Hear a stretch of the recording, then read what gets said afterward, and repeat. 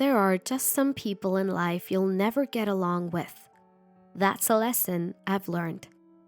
Sorry for starting off on such a strange note. My name is Nellie. I'd be glad if you could lead an ear to my story for a bit. I'm married to a man named Greg. Greg's swarmed with work and is often away in the Boston area for his job. While waiting for him to come back, I live in the house we bought together. But recently, my mother-in-law Shannon has been showing up a lot. "You could never deserve this house," she always says. You see, we live pretty close to Shannon's place. We settled here because she insisted we live near her family home. Sure enough, she started visiting frequently once we moved in. "Listen, Veronica, my other daughter-in-law, just got married and wants the house. Since you're the only one here, why not give up this place?" She said something outrageous. This is the house that Greg and I bought together. How could she ask me to give it up? "But Greg is always away, right? So what's the problem?" That's not a valid reason at all. If I give up this house, Greg won't have a home to return to. I had been firmly refusing Shannon's absurd request. Then one day, she came over with Veronica. "Oh wow, this is such a nice place. Perfect for my new home." Veronica examined the house as if she owned it. Being scrutinized like that was unnerving, to say the least. "I love this house. Hand it over now." Veronica joined in with her outrageous demands. Of course, I refused. "You dare defy me, you insolent woman!" And then Veronica got violent. "What are you doing?" Even as I said that, she didn't stop. I curled up to protect myself, enduring her attacks. Shannon was standing there, laughing. "Well, if you're going to cower like that, you shouldn't have defied me in the first place." It seemed like she didn't like the fact that I refused, but she didn't have to be this violent. They left for the day, but they said they'd be back to try and take the house again. I was scared they'd actually take the house from me. I contacted Greg, who was still away for work. When I told him what happened, he said Shannon and Veronica had reached out to him too. Apparently, Shannon has always favored Veronica over him and used to discriminate between them when they were kids.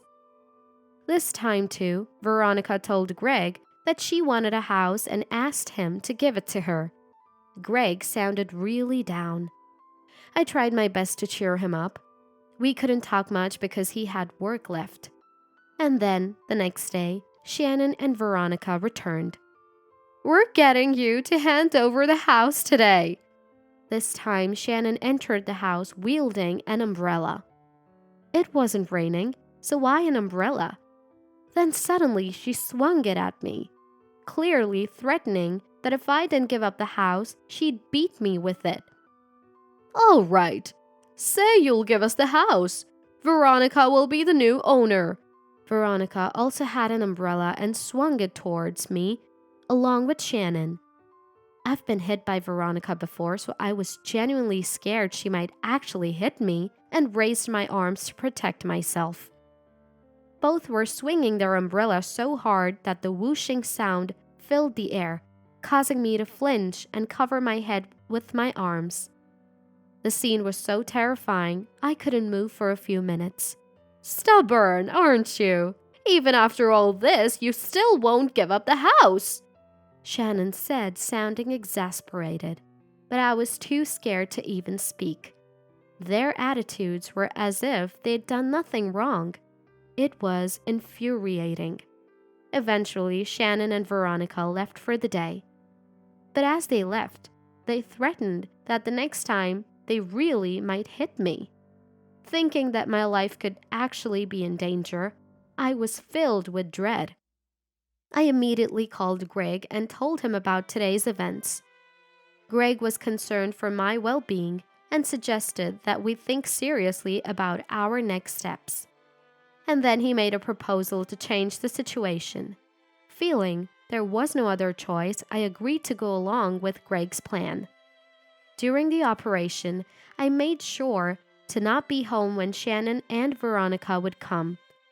This way, the plan went forward without them catching on. 2 months after initiating the plan, I got a call from Shannon. "I'm tired of waiting to see you. I've decided to move Veronica in whether you like it or not, and I'll throw your stuff out myself." Shannon was laughing as if she had won. Apparently, Veronica was already on her way to the house, but they knew nothing about the plan. I'm sure Veronica would be in for a surprise. While talking to Shannon, a call from Veronica came in. Putting Shannon on hold, I answered Veronica's call and heard, "Who are you?" "I'm the homeowner. Who are you?" "This is my house," a male voice responded. Realizing the call had connected, Veronica started speaking to me. "Nellie, what's going on? Why is there some stranger in the house instead of you?" Veronica sounded confused. I decided to explain the situation to her. "Veronica, actually we sold the house. Greg and I decided it was the best move."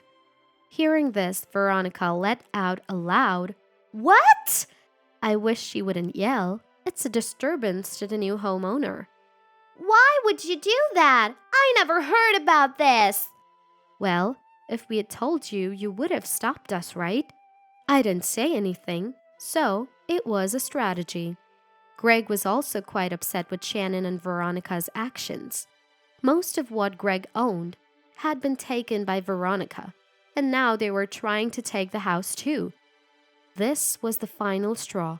Fortunately, we had received some financial support from my family when purchasing the house, so we had little to no mortgage left and could sell it outright.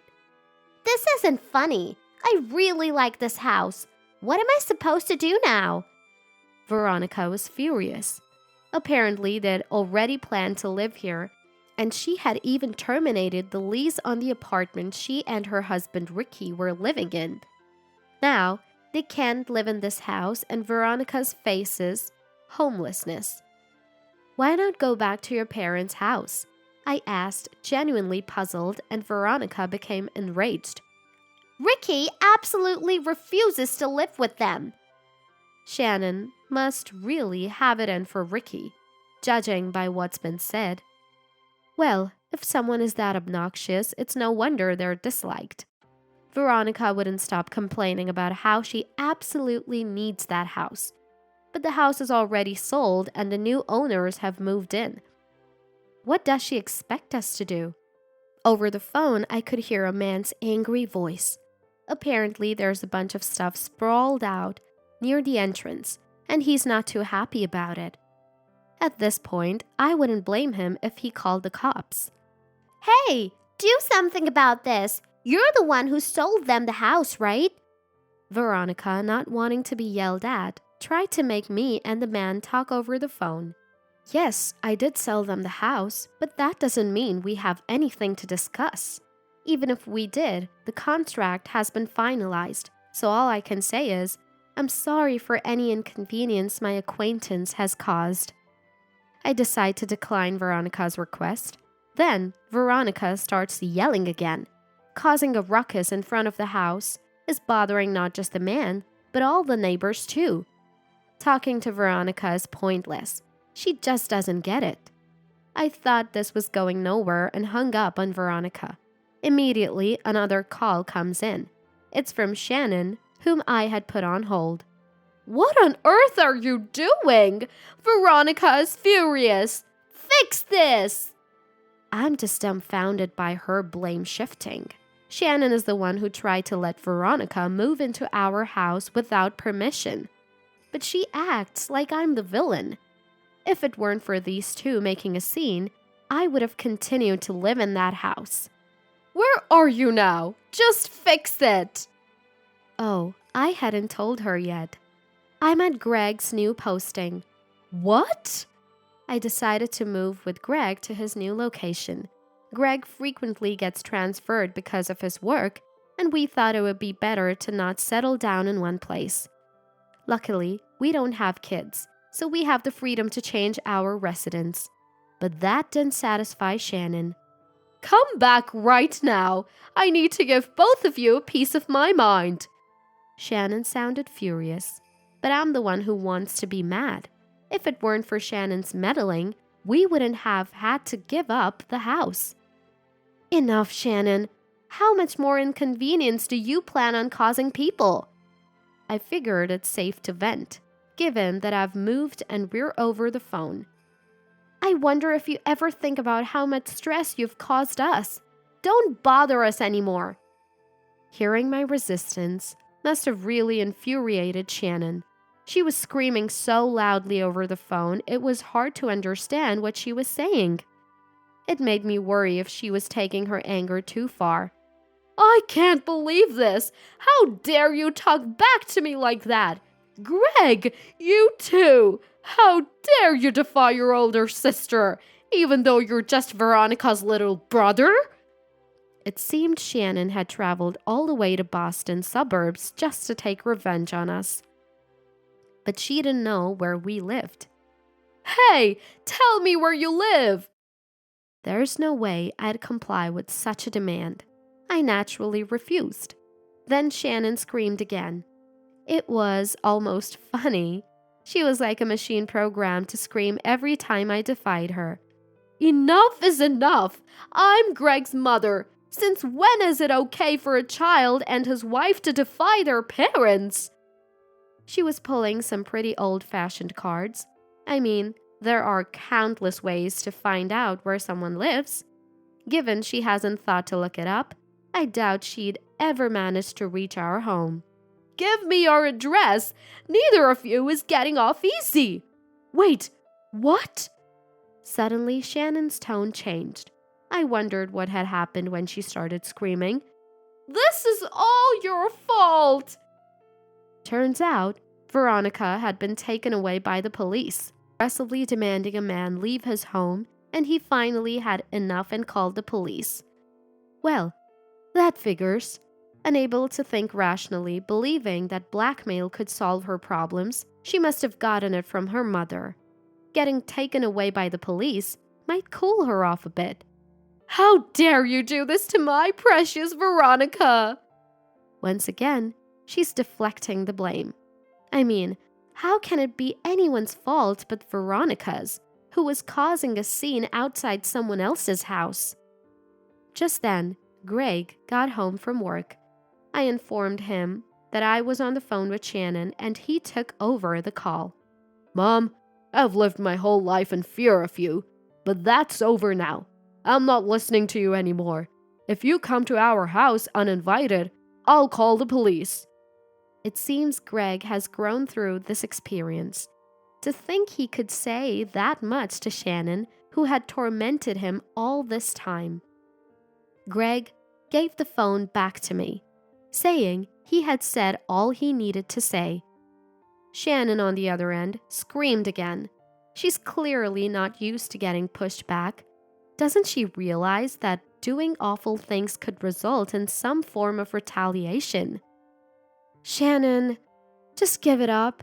Veronica has been taken away, and anything you do to me is just going to be petty revenge." Even so, Shannon just kept screaming. She was like a wild animal, so lost in her anger she had forgotten what she was even mad about. This is getting nowhere. Shannon, can I hang up now? I don't think there's any point in continuing this conversation." But she just wouldn't listen. "Don't you dare argue with me! Parents are absolute! A child should never defy their parents!" If she's going to be this unreasonable, well, I've got my own thoughts on the matter too. Shannon, I've said it before and I'll say it again. We're done interacting with you. Stop contacting us. I deliberately kept pushing Shannon's buttons. As expected, Shannon flew off the handle and started cursing at me.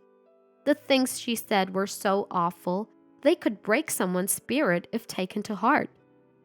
But that's precisely what I was aiming for. "Shannon, I've recorded every single abusive word you've just said." As I said this, Shannon stopped her tirade and began to panic. "Recorded? What are you doing?" "Shannon, you're the one in the wrong for using hate speech. Slander is a serious offense. I'm sure my lawyer would love to hear this, and you'll probably end up having to pay a fine or compensation." At that point, Shannon broke down in tears and apologized. "I'm sorry. I just lost my cool for a moment. Please don't involve the lawyers or police, okay?" Since Shannon kept apologizing persistently, I told her to never interfere with Greg and me again and decided to forgive her. Shannon promised, and we never heard from her again. The truth is, I hadn't actually recorded anything. It was all a tactic to make Shannon back off. She didn't even know how to find our address, so I thought she might fall for a simple trick like this. And she did. Finally, peace returned to Greg's and my life. I heard that after being taken by the police, Veronica had to pay damages to the tenants. Having lost their home, Veronica and her husband Ricky moved in with Shannon.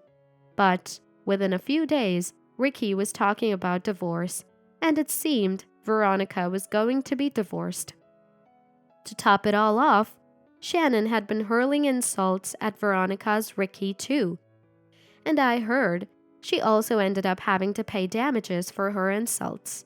Both Shannon and Veronica ran out of money, and what used to be a friendship turned into mutual loathing. The atmosphere in their home is reportedly constantly tense now. Well, they brought it upon themselves. I hope they come to accept the circumstances and move on. As for Greg, he completed his assignment and returned to the main office, only to be assigned to another distant location a few months later. We realized it's more convenient for us both to relocate together, given how our lives have become increasingly busy with transfers. Now, wherever we go, people say we're a great couple, not just at the company, but also among the locals in the places we move to. After overcoming challenges without giving in to Shannon and Veronica, we realized that we'll be fine wherever we go. We look forward to supporting each other as we move forward in life.